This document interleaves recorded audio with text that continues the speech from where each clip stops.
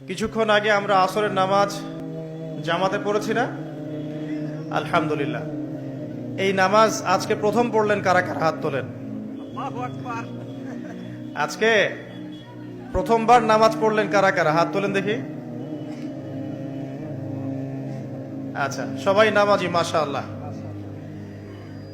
আজকের মাহফিলের প্রথম নসিহত তো অনেক হবে ইনশাআল্লাহ, যতটুকু সময় আছে আমাদের হাতে এবং আল্লাহ পাক যা তৌফিক দিবেন। প্রথম নসিহত হচ্ছে 5 ওয়াক্ত নামাজ জামাতের সাথে পড়তে হবে। রাজি আছেন? আল্লাহ পাক কবুল করুন, আমিন। একটা হাদিস বলি, তাহলে নামাজের গুরুত্ব আপনার মাথায় চলে আসবে ইনশাআল্লাহ। বলবো? হাদিসটা কঠিন।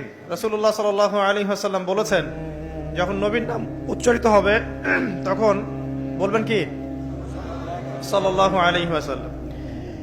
নবী সাল্লাল্লাহু আলাইহি ওয়াসাল্লাম বলেছেন, মান তারাকা সালাতাম মুতাআম্মিদান ফাকাদ কাফারা। মান মানে যে কেউ, তারাকা মানে ছেড়ে দিল, ত্যাগ করলো, সালাতান মানে নামাজ, মুতাআম্মিদান মানে ইচ্ছাকৃতভাবে, ফাকাদ কাফারা সে ব্যক্তি কুফরি করলো। এই হাদিসটাকে আগে শুনেছেন? আলেম ওলামারা জানেন, কিন্তু আপনারা কি জানেন? মান তারাকা সালাতান মুতাআম্মিদান ফাকাদ কাফার, যে ব্যক্তি ইচ্ছাকৃতভাবে, বিনা ওজরে, কোনো ওজর নাই, ইচ্ছাকৃতভাবে নামাজ ছেড়ে দিল, ত্যাগ করলো, সে ব্যক্তি কুফরি করলো। এখন আপনি বলেন, কুফরি যে ব্যক্তি করে সে কি হয়? যদি আমরা ধরেও নেই সে মন থেকে নামাজ অস্বীকার করে না, অলসতা বশত পড়ে নাই, তারপরেও তো কাজটা ফাসেকি, তাই নয় কি? আচ্ছা, তো আজকের প্রথম নসিহত হচ্ছে 5 ওয়াক্ত নামাজ মৃত্যুর আগ পর্যন্ত কেউ ছাড়বেন না। আমার সাথে ওয়াদা করেন যে ইনশাআল্লাহ আগামী যতদিন বেঁচে থাকবো 5 ওয়াক্ত নামাজ জামাতে পড়ার চেষ্টা করব, যদি জামাত না পাই একা পড়ার চেষ্টা করব। আল্লাহ পাক তৌফিক দান করুন, আমিন। আজকে যদি এই কথাটাই শুধু বাসায় নিয়ে যেতে পারেন, 5 ওয়াক্ত নামাজ আর জীবনে ছাড়বো না, আমাদের আজকের মাহফিল সফল। আর আজকে যদি অনেক কথাবার্তা হয় ওয়ার্ল্ড অ্যাফেয়ার্স নিয়ে, ইকোনমিক্স নিয়ে, শেষ জামানা নিয়ে, ঠিক আছে, আমাদের সমকালীন ফিতনাগুলো নিয়ে, কিন্তু দিন শেষে বাড়িতে যদি কিছু না নিয়ে যেতে পারেন তাহলে আলোচনায় এসে কোনো লাভ নাই। এই ছবি তোলাতুলি, ভিডিও করা, হ্যাঁ, স্লোগান দেয়া, আইওয়া শোডাউন করার মধ্যে কোনো ফায়দা নাই। ফায়দা কিসে? কদ আফলাহা মান যাক্কাহা। আল্লাহ পাক সূরা শামসের মধ্যে বলছেন, কদ আফলাহা, সে ব্যক্তি সফল হয়ে গেল। সে ব্যক্তি সফল হয়ে গেল মানে সে জান্নাতে চলে যাবে ইনশাআল্লাহ। কে?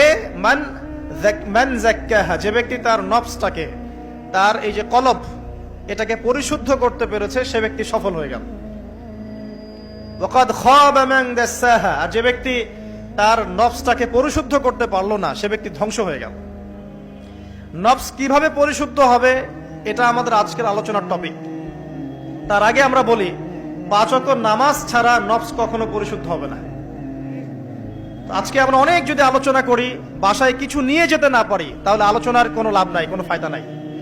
মানুষকে দেখানো, তাকবীর দেয়া, এই যে আমাকে প্রোটোকল দিয়ে নিয়ে আসলেন, ঠিক আছে, ভালোবাসা ভালোবাসার জায়গায়, কিন্তু দিন শেষে যদি আমরা আল্লাহর সামনে আত্মসমর্পণ করতে ব্যর্থ হই, তাহলে এই মাহফিলগুলোর বরকত নষ্ট হয়ে যাবে। আমরা কি চাই যে মাহফিলের বরকত নষ্ট হয়ে যাক? আসরের জামাত আমরা আদায় করেছি, এই জামাত আমাদেরকে শৃঙ্খলা শিখিয়েছে, শেখায় নাই? একজন ইমাম লিড দিলেন নামাজে, আপনারা তাকে ফলো করলেন, তাই নয় কি?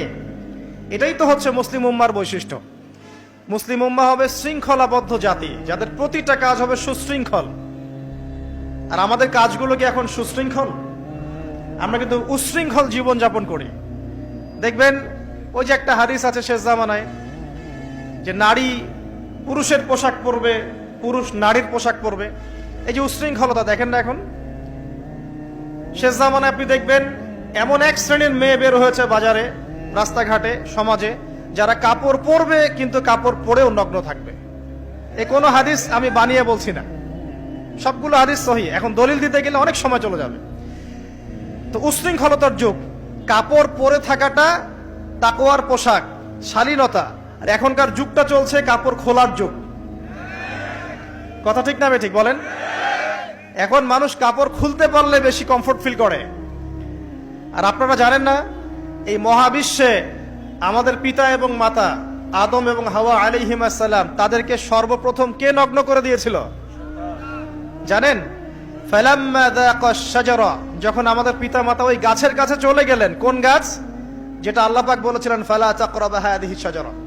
ওই গাছের কাছে যখন তারা চলে গেলেন, তার ফল খেয়ে ফেললেন। বাদাত লাহুমা সাওআতিহিমা, তাদের এই যে পোশাকটা, এই পোশাকটা খুলে পড়ে গিয়েছিল এবং লজ্জাস্থান উন্মুক্ত হয়ে গিয়েছিল। তো সর্বপ্রথম আমাদের পিতা মাতাকে নগ্ন করে দিয়েছিল কে? ইবলিস। এখন যারা মুসলিমদের গা থেকে কাপড় খুলে ফেলতে চাচ্ছে, এরা তাহলে কার অনুসারী? দলিল কি পেয়েছেন? বানিয়ে বলি নাই, সূরা আরাফ পড়েন, পেয়ে যাবেন ইনশাআল্লাহ। কোন সূরা?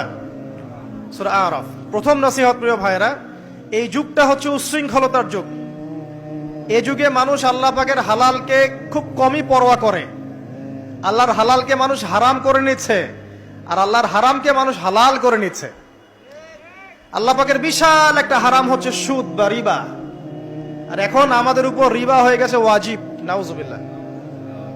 একটা দেশ নাই যেটা সুদমুক্ত, একটা জেলা পাবেন না সুদমুক্ত, একটা গ্রাম থানা ইউনিয়ন পাবেন না সুদমুক্ত। নবীজি এই যুগের কথাই হয়তোবা বলেছেন, যে যুগে মানুষ সুদ থেকে বেঁচে থাকতে চাইলেও সুদের ছিটা ফোঁটা গিয়ে তার গায়ে লাগবে। মনে করেন আপনি একটা কনস্ট্রাকশন করেছেন, একটা সুদী প্রতিষ্ঠান থেকে লোন নিয়েছেন। এখন আপনি ওই কনস্ট্রাকশনটা ভাড়া দিয়েছেন, সেখানে মনে করেন আমি ভাড়া নিয়েছি, আমি আপনাকে মাসে মাসে ভাড়া প্রদান করছি, আপনি সেই ভাড়ার টাকাগুলো কালেক্ট করছেন, করে সেই প্রতিষ্ঠানের লোন শোধ করছেন। প্রত্যক্ষভাবে না হলেও আমি কিন্তু পরোক্ষভাবে সুদে হেল্প করছি। আমি বুঝাতে পারছি না মনে হয়। এর বাইরে 1% মানুষ এখন পৃথিবীতে নাই যে ব্যক্তি রিবা থেকে বাইরে, ইচ্ছাকৃত হোক অনিচ্ছাকৃত হোক। আর এই প্রসঙ্গ আসলে আমি 2-4টা কথা না বলে থাকতে পারি না। সেটা হলো, নবী সাল্লাল্লাহু আলাইহি ওয়াসাল্লাম বলেছেন, রিবার 73টা শাখা আছে পাপের, তার মধ্যে সবচেয়ে নিচু শাখা হচ্ছে নিজের মাকে বিয়ে করা। সহিহ বুখারীর একটা বর্ণনা এসেছে, যে ব্যক্তি 1 দিরহাম সুদ খায়। দিরহাম কি? রৌপ্য মুদ্রা। কোথায় আছে? জাদুঘরে। কোথায় আছে? মার্কেটে আছে। রৌপ্য মুদ্রা দেখেছেন জীবনেও? স্বর্ণ মুদ্রা দেখেছেন? কোরআনে আছে, হাদিসে আছে, মার্কেটে নাই। কেন মার্কেটে নাই? কারণ পশ্চিমারা স্বর্ণ এবং রৌপ্য মুদ্রাকে হারাম করে দিয়েছে। পশ্চিমারা স্বর্ণ এবং রৌপ্য মুদ্রার ডিলিংসটাকে মার্কেট থেকে উঠিয়ে দিয়েছে। এই জন্য আপনি মার্কেটে গোল্ড কয়েন এবং সিলভার দিরহাম পাবেন না। কিন্তু আল্লাহর রাসূল সাল্লাল্লাহু আলাইহি ওয়াসাল্লামের যুগে এটা ছিল। এখন অনেক মানুষ দেখবেন বেদাত নিয়ে কথা বলে একদম ফেনা বের করে ফেলছে। অর্থনৈতিক সেকশনের বেদাত চোখে পড়ে নাই। এখন বলতে পারে এটা তো দুনিয়াবি বিষয়। বাস্তবিক অর্থে এটা দুনিয়াবি বিষয় নয়। কারণ এই পেপার মানির মধ্য দিয়ে, ইলেকট্রনিক মানির মধ্য দিয়ে আপনার সম্পদকে সিজ করে চুষে খাওয়া হচ্ছে, আপনি বুঝতে পারছেন না। এখন প্রতারণা করা কি জায়েজ না জায়েজ? শোয়েব আলাইহিস সালামের নাম শুনেছেন? একটা কম ছিল মাদিয়ানে, শোয়েব আলাইহিস সালামের কম। এই কম সম্পর্কে আল্লাহ পাক যখনই কথা বলেছেন তখনই তাদের একটা দোষ উল্লেখ করেছেন। সেটা কি? সেটা হচ্ছে যে তোমরা অন্যায়ভাবে মানুষের সম্পদ আত্মসাৎ করো না। তোমরা অন্যায়ভাবে মানুষের সম্পদ আত্মসাৎ করো না। এই কাজটা করতো শোয়েব আলাইহিস সালামের কম, এবং তারা মাপে কম দিত, জনগণের অর্থ সম্পদ লুটে পুটে খেত। আল্লাহ রাব্বুল আলামিন তাদেরকে ভূমিকম্প দিয়ে ধ্বংস করে দিয়েছেন।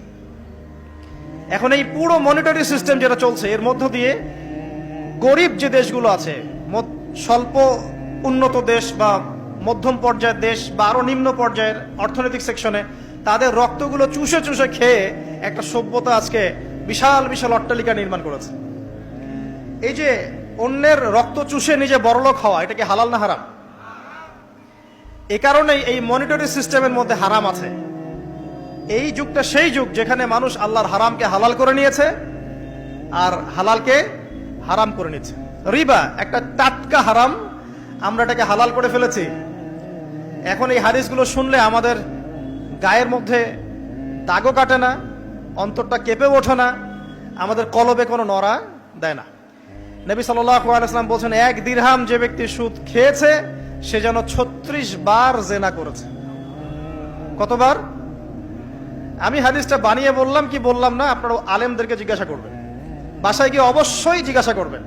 যদি দেখেন হাদিস ঠিক আছে, সহি, তাহলে আল্লাহর ওয়াস্তে এখন যেমন তওবা করলেন আমি 5 ওয়াক্ত নামাজ ছাড়বো না, ঠিক আমার সাথে আবার তওবা করেন, সারা জীবন সুদ খাবো না ইনশাআল্লাহ। নবী সাল্লাল্লাহু আলাইহি ওয়াসাল্লাম 4 শ্রেণীর মানুষকে অভিশাপ করেছেন। 1 শ্রেণী যে সুদ খায়, 2 নাম্বার যে দেয়, 3 নাম্বার যে সাক্ষী থাকে, 4 নাম্বার যে লিখে রাখে।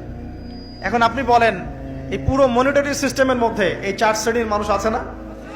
কোনো না কোনো ভাবে আমরা এর সাথে সম্পৃক্ত নই কি?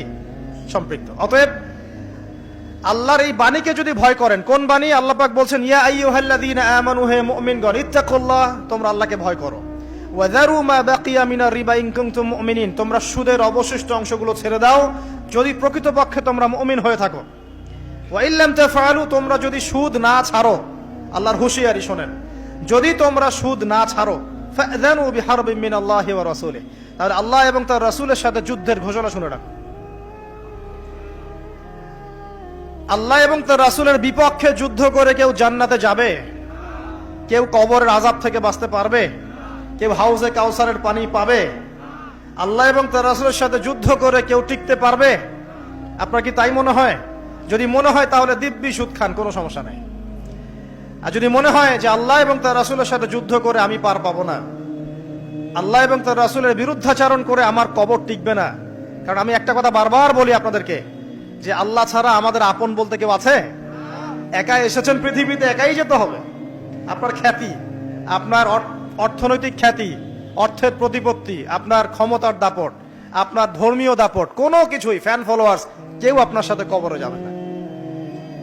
মনে করেন আমি আসছি, আপনারা সবাই স্লোগান দিচ্ছেন, কথার কথা, আপনারা আমাকে ভালোবাসেন, বা একজন পলিটিশিয়ান আসছে, আপনারা সবাই স্লোগান দিচ্ছেন, ভালোবাসেন তাকে। দিন শেষে ওই পলিটিশিয়ান একাই কবরে যাবে, দিন শেষে আপনিও একাই কবরে যাবেন, আমিও একাই কবরে যাব।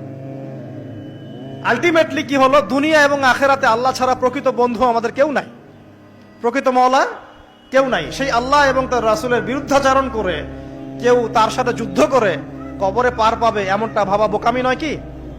আল্লাহ পাক আমাদেরকে বোঝার তৌফিক দান করুন।